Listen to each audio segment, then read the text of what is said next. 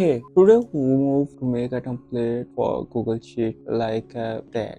In a first column, there will be a name, and in a second will be a status. After do any job, then we'll change its status. Let's move on. Here's workflow. I'll also mention in a description of this video. Firstly, I'll tell you what's going on with this script. After trigger block, JavaScript block, that's a main block where will be a parameter of this template. In a first, there will be a sheet ID. In second, sheet name. And here is a Google Sheet which will be read Google Sheet and then JavaScript and then a loop data. Here is a condition to check is your condition is meet to the criteria. Like I'll inspect here value of 7, value of first index is equal to done. It will check first column, okay? And here if it's done, and then move on a next iteration. Otherwise we'll go forward. This node will be used to do any work.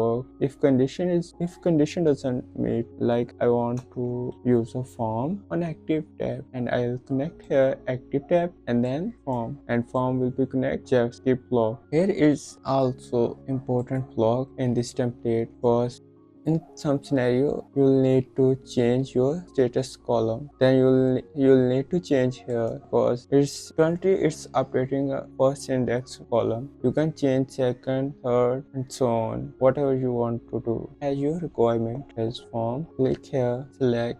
Now we'll test this workflow. As you know, it's already done. That means it will not work. It will run this workflow. So I'll clear it and then run this workflow. Oops, there should be loop data, loop ID, and index of column. And now I'll clear its status and test it. It's working. I hope you understand how to change status column. If you have any question about a video, you can comment below this video.